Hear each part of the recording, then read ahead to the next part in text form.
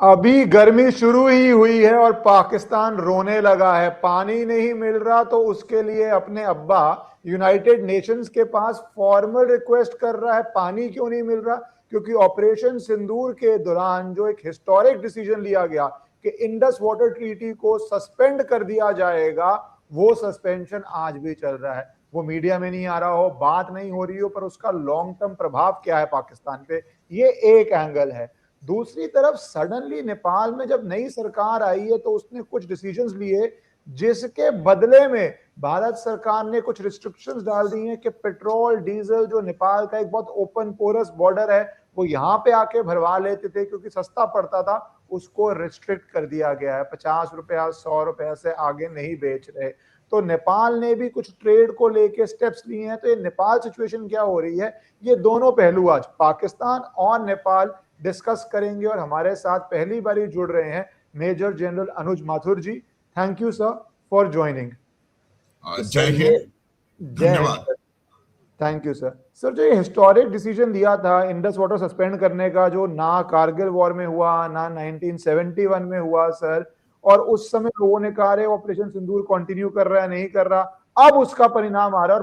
और पाकिस्तान ने एक लंबी लिस्ट दी है क्या क्या उन पर प्रभाव पड़ रहा है, मैं उस पर आता हूं। तो सर, ये पूरा पॉलिटिक्स और कितना इफेक्टिव होने जा रहा है ये इस गर्मी में?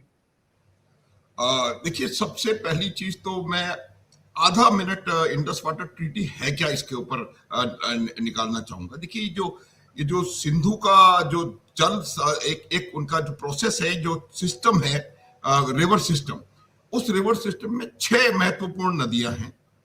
और जब ये 1960 में एक कराची में एक वर्ल्ड बैंक द्वारा मीडिएटेड एक समझौते पर हस्ताक्षर हुए थे जवाहरलाल नेहरू और उस समय के इनके पाकिस्तान के मिलिट्री शासक फील्ड मार्शल अयूब खान के बीच में, तो ये, अगर मैं इस बात को ऐसे कहूं कि एक पूरी तरह से लॉपसाइडेड हमने एक समझौता किया था जो कि पाकिस्तान के फेवर में लोडेड था। और इसके 2 महत्वपूर्ण पहलू मैं आपको बताना चाहता हूं। एक तो ये था कि जो पूर्वी नदियां थी वो तो भारत के हिस्से में आई, और जो पश्चिमी नदियां थी यानी कि सिंधु, झेलम और चेनाब, उसके पानी का जो वो पाकिस्तान के हक में गया। उसके बाद एक चीज और की गई, ये देखिए, क्योंकि इसको जवाहरलाल नेहरू जो हमारे उस समय के प्रधानमंत्री थे, उन्होंने कहा कि एक गुडविल और पीस का जेस्चर है, इसलिए इस पूरी प्रणाली का लगभग 80% पानी पहले तो पाकिस्तान को दे दिया गया, पहली बात। और दूसरी बात, जब क्योंकि जो पूर्वी इलाके थे वहां पर एक वेल डेवलप्ड कनाल सिस्टम था, उससे पूरे पंजाब में पूरा सिंचाई और खेती बाड़ी हुआ करती थी। तो ये माना गया कि क्योंकि हमारे तरफ ये वेल डेवलप्ड कनाल सिस्टम है और ये अविभाजित भारत का कनाल सिस्टम था, इसलिए पाकिस्तान को अपनी ओर कनाल सिस्टम डेवलप करने के लिए पैसा दिया गया सालों तक। ये भी बात कई लोगों को शायद पता नहीं होती है। तो ये एक पूरी तरह से लॉपसाइडेड एक ऐसी संधि करी गई थी जो कि एक बड़े भाई ने छोटे भाई को उससे हक से कहीं ज्यादा सामान दिया था। बावजूद 1965 के, 1971 के, 1999 के और उस बीच में जितने भी पाकिस्तान ने हमारे खिलाफ साजिशें रची, चाहे वो ब्लीड इंडिया बाय 1000 कट्स की वो हो, और यो भारत के बीच में उन्होंने लगातार आतंकवाद को, चाहे वो कश्मीर हो, चाहे वो पंजाब हो, या उत्तर पूर्व भारत में भी जो उस समय का पूर्वी पाकिस्तान, आज का बांग्लादेश था, वहां से उल्फा के और इनके नागा इनको सेफ हेवंस दिए जाते रहे थे। तो ये पूरा जो सिस्टम था पाकिस्तान का, उसके बावजूद भी भारत ने एक बड़े भाई की भूमिका सहर्ष निभाते हुए इसको कभी भी निलंबित या डायनामित नहीं किया। अब जब पहलगाम हमला हुआ, मुझे लगता है कि उसको हमारी सरकार ने, एंड क्वाइट राइटली, हमारी सरकार ने एक रेड लाइन को क्रॉस करने से आगे माना। और सबसे पहले इस सिंधु जल समझौते को 22 अप्रैल को गत वर्ष ये पहलगाम पर हमला हुआ, जहां धर्म पूछकर लोगों की नृशंस हत्या की गई, इसको मैं जेनोसाइड कहूंगा, जेनोसाइड। उसके बाद पहला कदम हमने लिया कि इस सिंधु जल समझौते को हमने सस्पेंड कर दिया। अब इसका अर्थ देखिए क्या है, पाकिस्तान भी भारत की प्रकार तरीके से एक कृषि प्रधान देश है, और कृषि प्रधान देश होने के बाद ये जो सिंधु जल प्रणाली है, इससे लगभग 80% पाकिस्तान की जो सिंचाई का काम इसी प्रणाली के पानी से चलता है। ये बात लोगों को जब पता है तब पता पड़ेगा कि इस पर अगर दबाव पड़ेगा तो किस प्रकार का हाहाकार पाकिस्तान में मचने की संभावना है, पहली बात। दूसरी बात, पेयजल जो है वो भी काफी मात्रा में, काफी प्रतिशत पेयजल जो है इस प्रणाली के द्वारा आए पानी के ऊपर निर्भर है। तीसरी बात, वहां गेहूं और कपास की फसलें जो प्राइमरीली पानी, जिसमें ज्यादा पानी की आवश्यकता होती है, वो उन फसलों के ऊपर डायरेक्ट इसका इंपैक्ट पड़ने वाला है। तो ये एक बहुत जबरदस्त असर डाल सकता है अगर हम इस पानी को रेगुलेट करें। मैं ये कह रहा हूं कि इसको रोकने की जरूरत नहीं है। आप जब पाकिस्तान को पानी की आवश्यकता है तब ना जाने दें, और जब नहीं है तब जाने दें। That is a true weaponization of this water। और मुझे लगता है कि यही बात है। देखिए जब पहलगाम हुआ, सर मैं वेपनाइजेशन से पहले एक सवाल, क्योंकि आपने हिस्ट्री भी बताई, इसकी लेना चाह रहा हूं कि जब 1971 हुआ, कारगिल हुआ, बड़ा भाई तब तक तो ठीक है कि अगर छोटा भाई अपने को प्यार से रहे, पर हमारे देश में तो धर्म के लिए महाभारत भी हुई थी, जब भाइयों के अंदर भी बताया गया धर्म के लिए आपको कई बार लड़ना चाहिए, सामने कोई बजाय। तो सर क्या रीजन रहे, क्या प्रॉब्लम्स थी कि कारगिल तो अभी रिसेंट ही है, 20, 25, 30 साल पहले है, या 71 में we never took this option, और क्या फैक्टर्स भी कुछ चेंज हुए हैं that we could take this option, या सिर्फ एक पॉलिटिकल डिसीजन था कि फैक्टर्स वही हैं but it was just a political decision? Video को 5 सेकंड के लिए इसलिए पॉज किया क्योंकि मेरी आपसे रिक्वेस्ट है कि अगर आपको पसंद आए तो आप इस वीडियो को लाइक और चैनल को सब्सक्राइब कर लीजिए।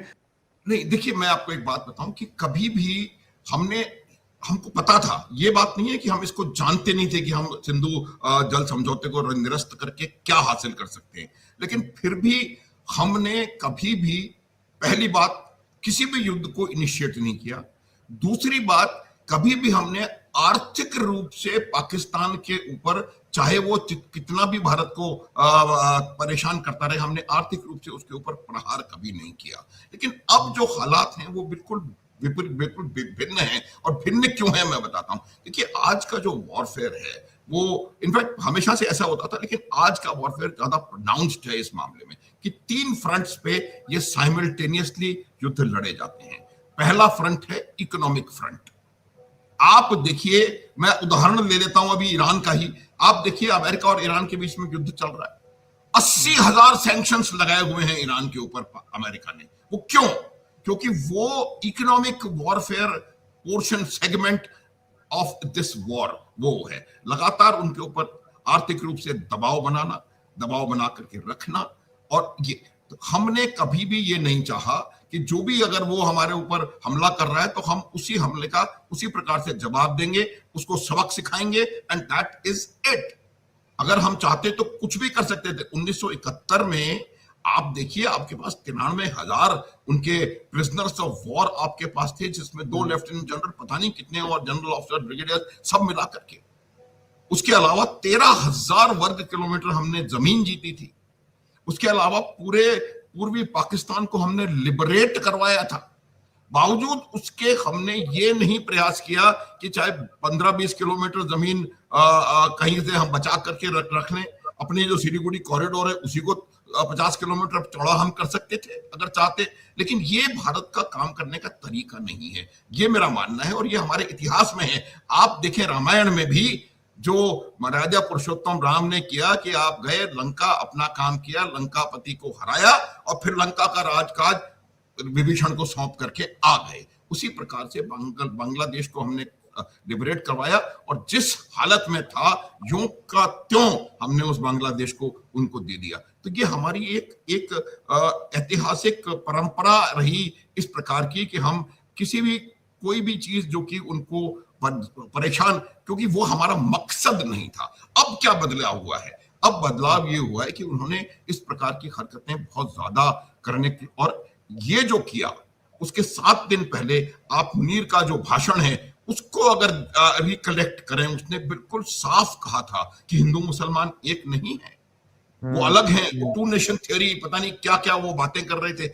उसी दिन इस बात का अंदेशा हो गया था कि इस आधार पर ये भारत की जो एकता की जो नींव है वो अनेकता में एकता की भावना पर आधारित है। और उस पर जब आपको धर्म पूछकर, आपको नग्न करके, आपको पॉइंट ब्लैंक रेंज से मारा गया, तो वो जो जाने गई उनकी बात बहुत बहुमूल्य जाने हैं, उनके परिवारों से आज भी संवेदना है। लेकिन सबसे बड़ा आघात जो था वो भारत के हिंदू मुस्लिम जो गंगा जमनी परंपरा है उसके ऊपर आघात करने का एक बहुत खतरनाक साजिश करी थी इस असीम मुनीर ने। ये बहुत रेडिकलाइज्ड आदमी है और violence of a radical mind में हमेशा कहता हूं ये एक बहुत खतरनाक चीज होती है। ये कुछ भी कर, कहीं भी कुछ भी कर सकते हैं। और इसने वो हिंदू मुस्लिम डिवाइड को, एक वेज को कंसोलिडेट करने की कोशिश करी थी।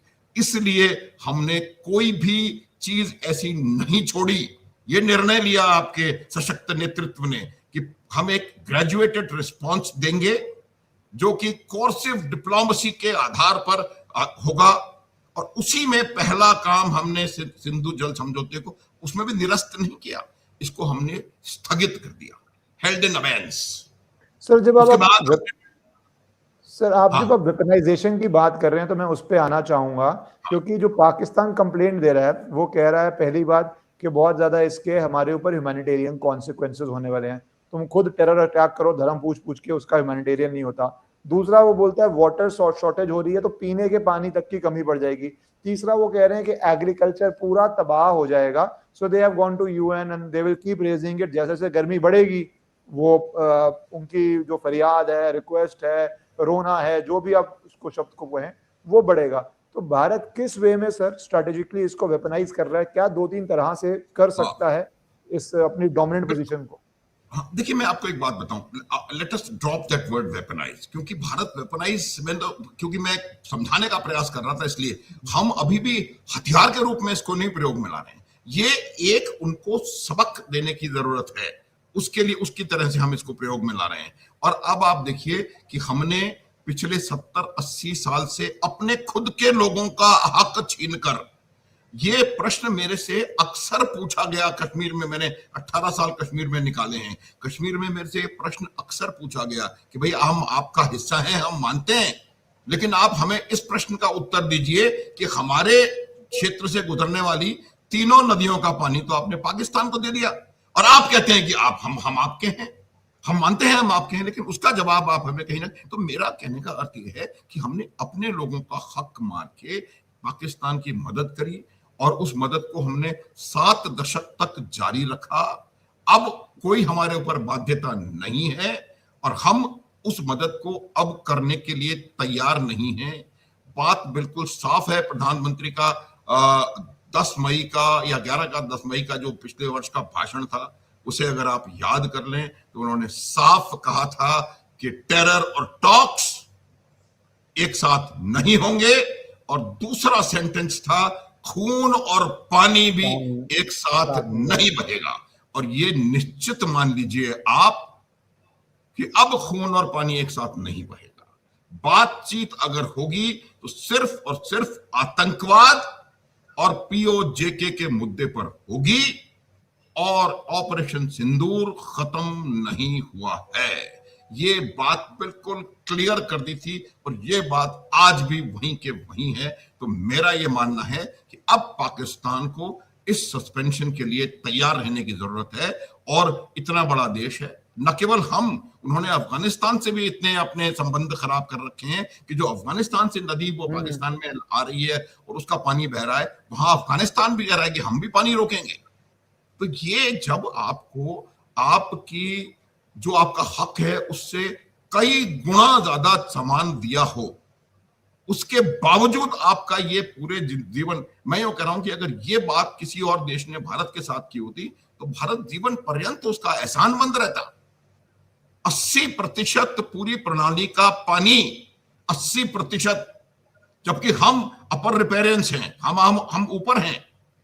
आप कहीं भी दुनिया के किसी भी देश का जगह चले जाइए जहां पर कोई भी नदी दो देशों के बीच में बह रही है, तो अपर रेपेरेंस का कितना हक है, लोअर का कितना हक है, तमाम चीजें पूरी दुनिया में हैं। लेकिन हमने बड़ा हृदय दिखा करके उनको 80% पानी दिया, फिर कैनाल सिस्टम डेवलप करने के लिए पैसे दिए, और अब वो हमें इसके बदले में हमारे को death by 1000 cuts, bleed India by 1000 cuts बोलते हैं, और भारतवर्ष में आतंकवाद फैलाते हैं, अपनी पूरा एक यहां पर इकोसिस्टम बना के रखा हुआ है। अब ये चलने वाला नहीं है, और अब आप ये मान लीजिए कि अब इसके पानी को हम नियंत्रित करेंगे, इसमें मुझे कोई संदेह नहीं है। अब आने वाला समय बताएगा कि क्या किस प्रकार का काम होता है, लेकिन मेरा मानना बिल्कुल क्लियर है कि अब हम इस पानी के बहाव को नियंत्रित करेंगे। हमने जो डिसिल्टेशन का काम नहीं किया था, हमारे पास इस पानी को होल्ड करने की कैपेसिटी नहीं थी उतनी जितनी होनी चाहिए, तो अब हमने वो डिसिल्टेशन पूरा करा है और अपने पानी को होल्ड करने की कैपेसिटी बढ़ाई है। और जो और कई बांधों पर हमने 20% भी कह रहे हैं, 20% भी हम पूरा नहीं यूज करते थे सर। इवन तो 20% को फुल यूटिलाइज नहीं कर रहे थे, होल्डिंग कैपेसिटी नहीं थी, उसमें भी प्रॉब्लम्स थी, वो भी अब करने, अब तो सर ज्यादा करेंगे। बिल्कुल सही बात है, क्योंकि देखिए मैं आपको एक बात बताऊं कि कई चीजों को हमने ये मैं किसी राजनीतिक मंच की तरफ से की बातचीत की तरफ इशारा करने का प्रयास नहीं कर रहा हूं, लेकिन कई ऐसे प्रश्न चिन्ह मेरे दिमाग में भी हैं जिनका कि कोई मुझे उत्तर नजर नहीं आ रहा, लेकिन इतिहास में आप जाकर के उसको अनडू नहीं कर सकते।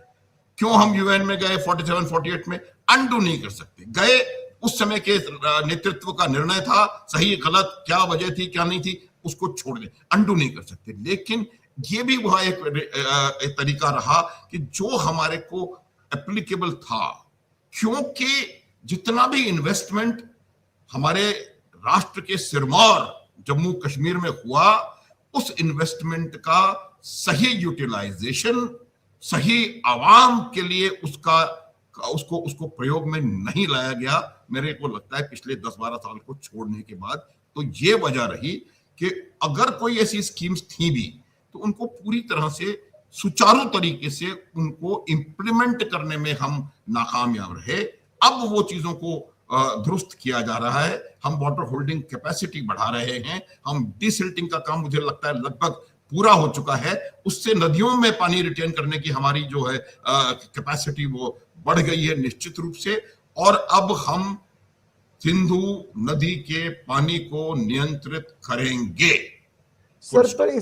सर इसके कॉन्सिक्वेंसेस में मैं आना चाहता हूं before I move to Nepal, कि भारत के अंदर बहुत यूजफुल इडियट्स हैं। कुछ किसान नेता आके कह रहे थे कि भैया पानी क्यों नहीं दे रहे, उनके किसानों को पानी दो, किसान कहीं का भी हो। जब ये ऑपरेशन सिंदूर के अंदर सस्पेंशन की बात हुई थी, वो बात अलग है कि उनके जवान जो घुसपैठ करते हैं या इरेगुलर बन के आते हैं, कितनी बारी पाए गए हैं, कारगिल में कैसे थे, और टेरर के पीछे भी कितना इंटरलिंक्ड है, वो एक डॉक्यूमेंटेड बात है सर। तो सर आप क्या भारत के अंदर से भी इंटरनल चैलेंजेस भी देख रहे हैं? क्योंकि I will not be very surprised कि साइकोलॉजिकल ऑपरेशंस हो, कह रहे औरतों को पानी नहीं मिल रहा, अरे बच्चों को पानी नहीं मिल रहा, अरे यूएन का न्यूयॉर्क टाइम्स आएगा, बीबीसी आएगा, फोटो खींच के जाएगा, पूरा वो जो साइकोलॉजिकल ऑपरेशन होता है sir, A. And sir B, do you think जब पाकिस्तान ऐसे स्क्वीज आउट होता है, कुछ वो मिस एडवेंचर करने की कोशिश कर सकता है to bring things to head? So मैं कॉन्सिक्वेंसेस इन दोनों पे आपकी राय चाहता हूं सर। देखिए मैं पहली बात आपको बताता हूं कि जहां तक ये हमारे पहले chief of defence staff general Bipin Rawat, वो हमेशा कहते थे कि भारत को 2.5 फ्रंट पे युद्ध के लिए तैयार रहना चाहिए। और मैं उसी बात को मेरे काफी क्लोजली मैं उनके साथ एसोसिएटेड रहा हूं, उसी बात को आगे बढ़ाता हूं कि 2 फ्रंट पर हम लड़ने के लिए पूरी तरह से तैयार हैं। ये जो आधा फ्रंट है वो भारत के लिए समस्या का बन के उभर रहा है, और वो आधा फ्रंट भारत के अंदर है, द एनिमी विद इन। मैं आपको बताता हूं, यही किसान नेता जब पंजाब और हरियाणा में पानी के वितरण की बात होती है तो वो कहते हैं कि हम हरियाणा को पानी नहीं देंगे, या पंजाब कहता है कि हरियाणा कहता है कि हम राजस्थान को पानी नहीं देंगे। आपके देश के अंदर आपकी ये भावना, और एक शत्रु देश जिसने आपके देश में पूरी पिछले 70-80 साल से आतंकवाद फैला रखा है, आपका उसके लिए आपका हृदय उमड़ के बाहर आ रहा है। ये वही लोग हैं जिन्होंने ऑपरेशन इस पे सर्जिकल स्ट्राइक पे प्रश्न चिन्ह खड़ा किया था। ये वही लोग हैं जिन्होंने बालाकोट पर प्रश्न चिन्ह खड़ा किया था। ये वही लोग हैं जिन्होंने ऑपरेशन सिंदूर पर प्रश्न पूछे थे।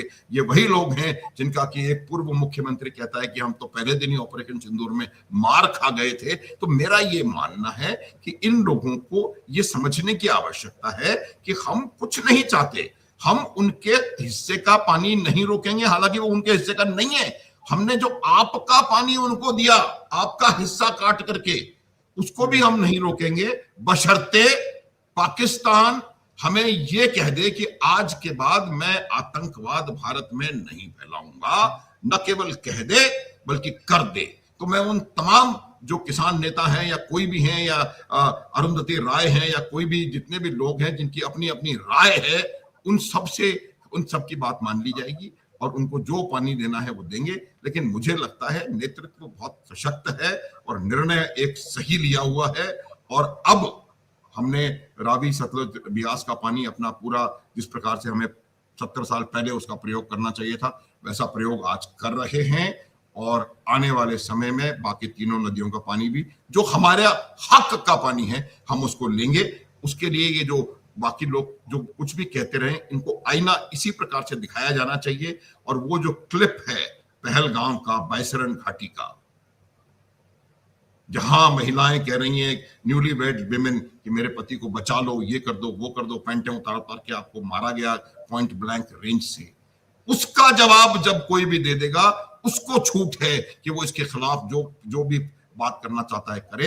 लेकिन मेरा ये मानना है कि जब तक खून और पानी एक साथ नहीं बहना चाहिए, और ये निर्णय आपके सशक्त नेतृत्व ने ले लिया है और मुझे लगता है कि इसके बाद कोई गुंजाइश है नहीं।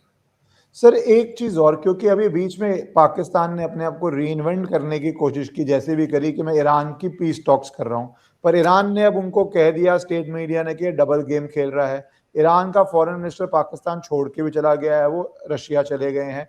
तो डू यू थिंक इस पूरे चैप्टर में जो ईरान और पाकिस्तान के बीच में, अफगानिस्तान पाकिस्तान के बीच में तो तनाव है ही है, एक तरह की वॉर ही चल रही है, तो ईरान का भी फाइनली जो डबल गेम उनका स्टेट मीडिया कह रहा है या फॉरेन मिनिस्टर निकल गया है, सो दे हैव आल्सो रियलाइज्ड कि Pakistan can do nothing in this entire process, even though US use कर रहा था, नहीं कर सकता। और क्या वो भी पाकिस्तान की डिफिकल्टी बढ़ाएगा ईरान के होते हुए? बिल्कुल बिल्कुल, आपने बहुत ही सही सटीक आकलन आपका। देखिए, मैं आपको बताऊं कि पाकिस्तान एक ऐसा अजूबा देश है जिसके 3 पड़ोसी देश हैं, भारत, अफगानिस्तान और ईरान।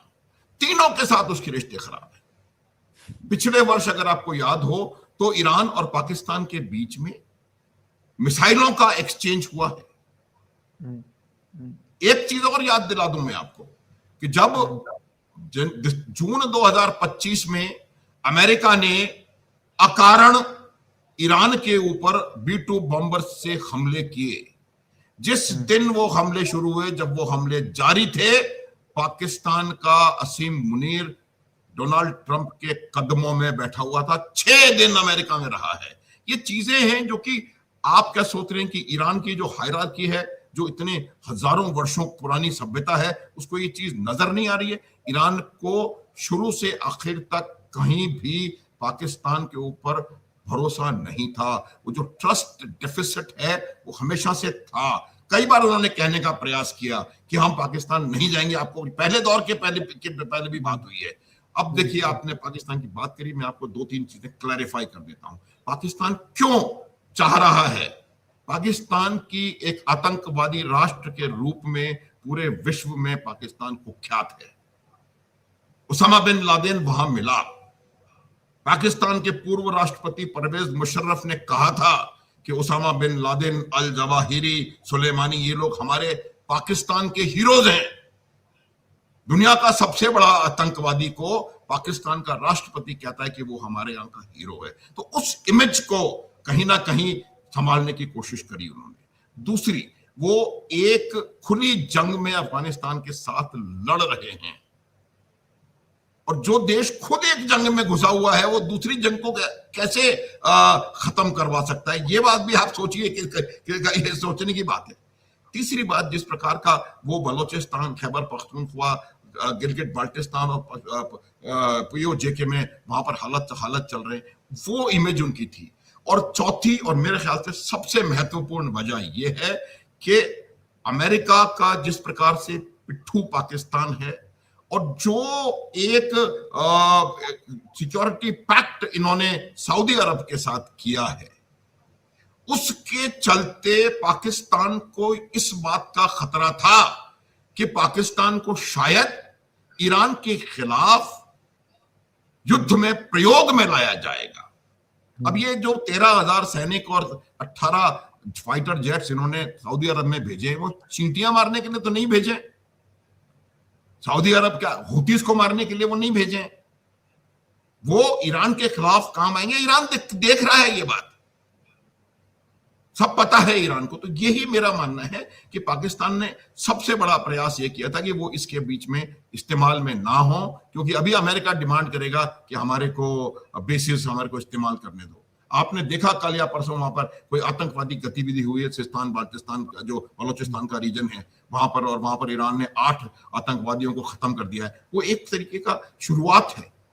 तो ये मेरा मानना है कि इससे बचने के लिए पाकिस्तान ने किया, और इसके एवज में पाकिस्तान को अपनी रोटी चलाने के लिए पैसा मिल रहा है।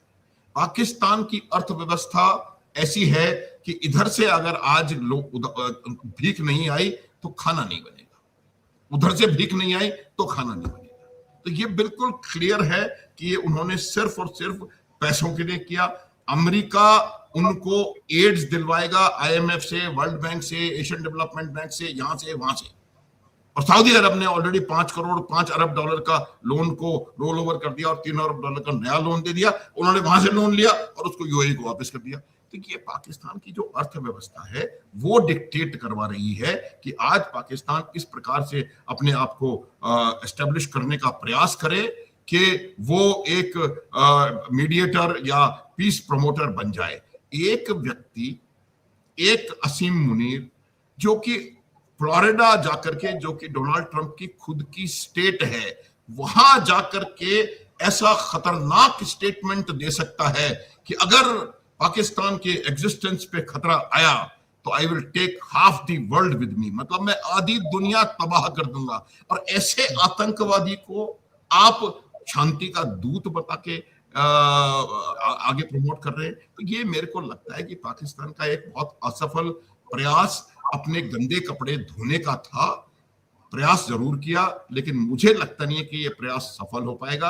अब अमेरिका ने बिल्कुल साफ कर दिया है कि भैया अगर आपको बातचीत करनी है तो फोन पे बात हमारे साथ करो, हम कहीं नहीं जाएंगे। 16-18 घंटे उड़ करके जाओ, वहां जाकर के ऐसे लोगों से बात करो जिनको आप समझते नहीं हो कौन है, जानते नहीं हो कौन है। तो ये बिल्कुल क्लियर है। ईरान ने भी बिल्कुल साफ कर दिया है। और ईरान का ओमान का विजिट, ओमान के बाद रूस का विजिट, ये अलग दूसरे ऑल्टरनेटिव तलाशने का, विकल्प तलाशने की कवायद है।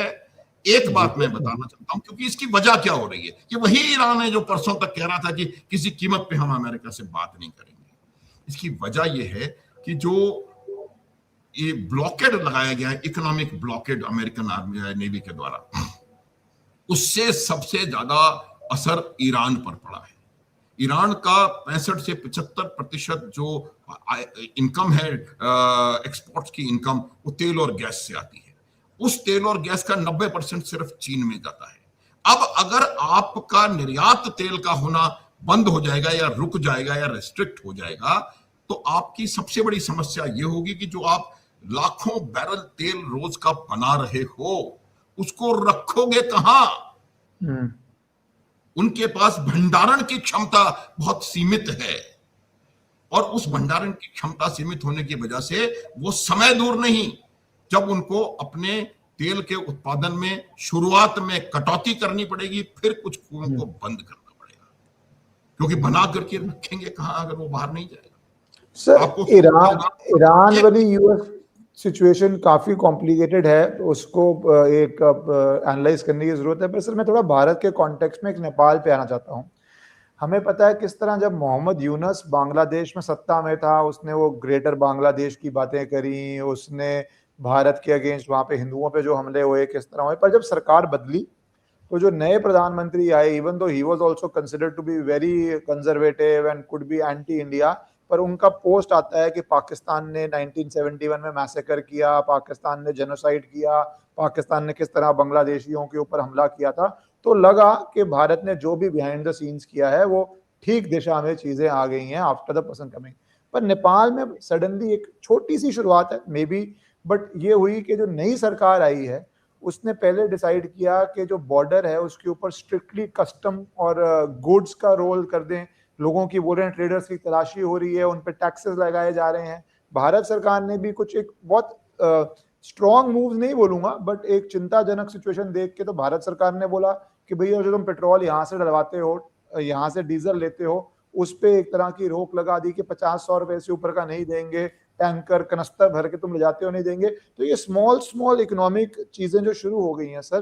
तो sir how important is Nepal, Nepal Bharat का क्या, क्योंकि हम बांग्लादेश पाकिस्तान पे फोकस करते हैं, पर मिलिट्री व्यू पॉइंट से क्या है पूरी नेपाल इंडिया की सिचुएशन, और क्या आपको लग रहा है कि जो छोटी छोटी चेंजेस हुई हैं, क्योंकि बॉर्डर बहुत पोरस है, ट्रेड बहुत होता है, लोगों का आना जाना बहुत है, बस में लोग चले जाते हैं, तो वो अब एक कोई गंभीर विषय बनता हुआ दिख रहा है sir. What is the entire situation?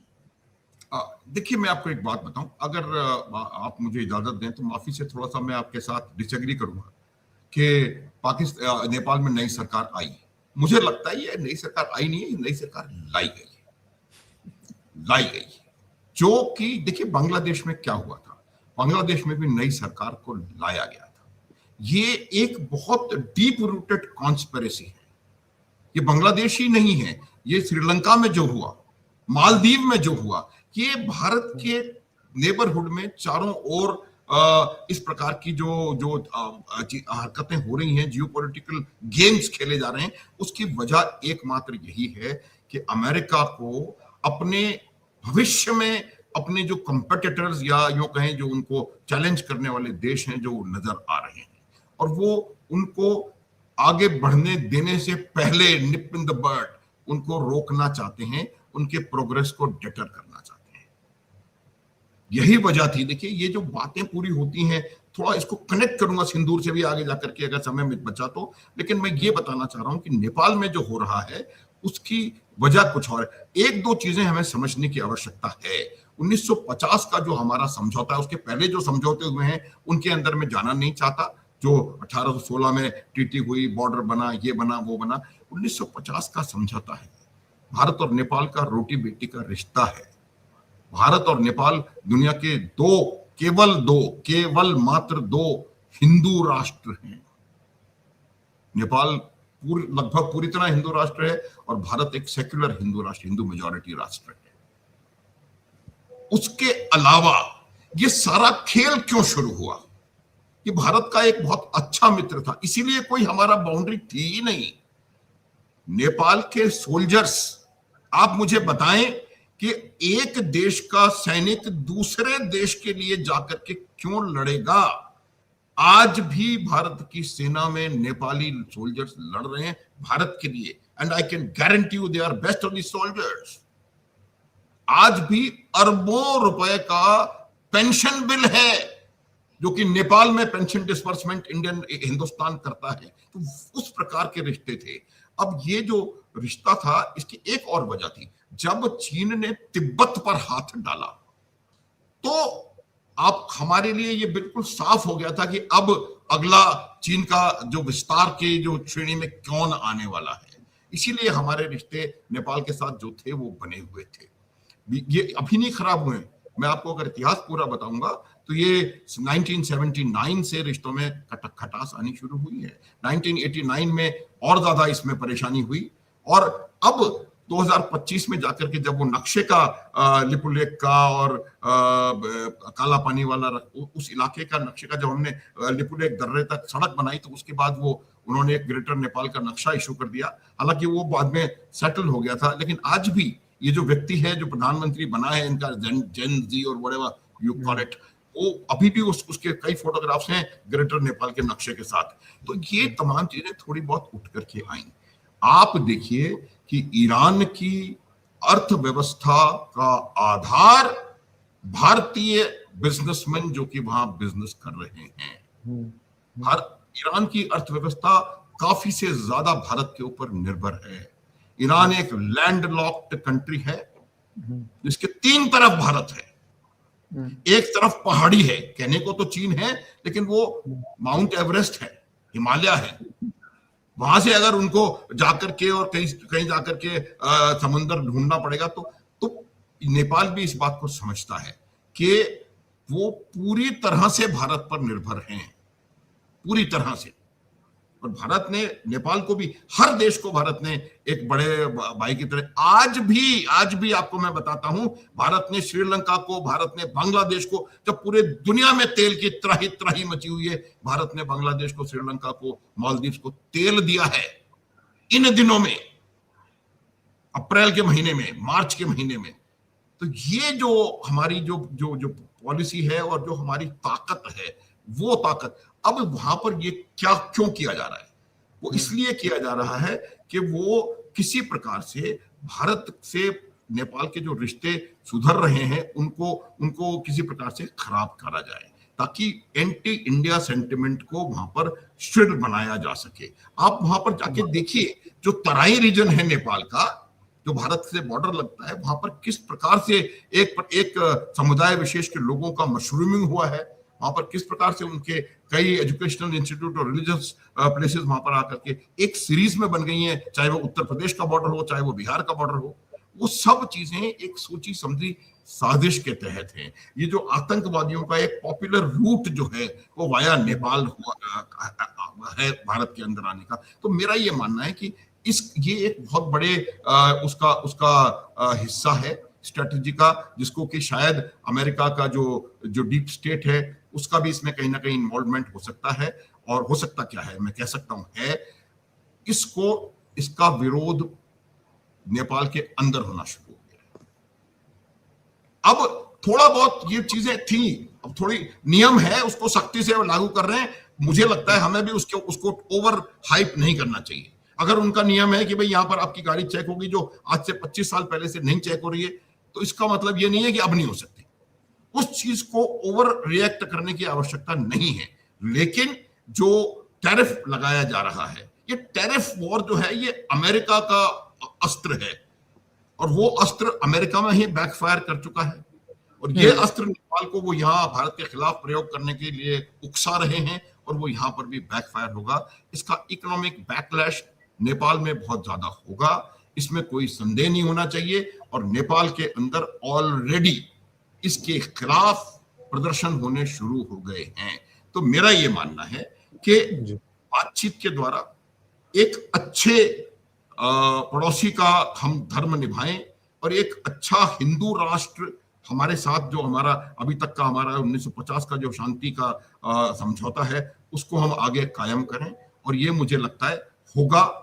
ये टेम्पररी फेज है, उसको जिसको कि किसी ने ला करके वहां बैठाया है, उसको भी अपने आकाओं को शायद कोई ना कोई एक्शन करके जवाब देने की आवश्यकता है कि भाई आपने मुझे यहां बैठाया तो ये मैंने आपने जो बताया था कर दिया।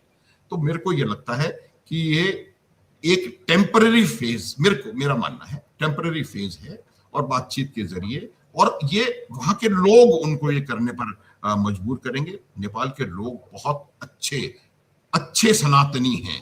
अभी मैं एक इवेंट में था जहां पर कि एक नेपाल के सुप्रीम कोर्ट के जज को और मुझे कहीं इकट्ठा एक को सम्मान प्राप्ति का अवसर मिला था। तो ये मेरा मानना है कि हम लोग अभी भी उनके साथ हर स्तर पर हैं। नेपाल भारत से अलग है ही नहीं। हिस्टोरिकली ले लीजिए, कल्चरली ले लीजिए, आप धर्म के आधार पर ले लीजिए, किसी भी प्रकार से। तो इस प्रकार के जो एक्शंस हैं, ये बातचीत होगी, बेटर सेंस प्रिवेल होना चाहिए। और इस बातचीत को भी बहुत बड़े लेवल पर ले जाने की भी जरूरत नहीं है।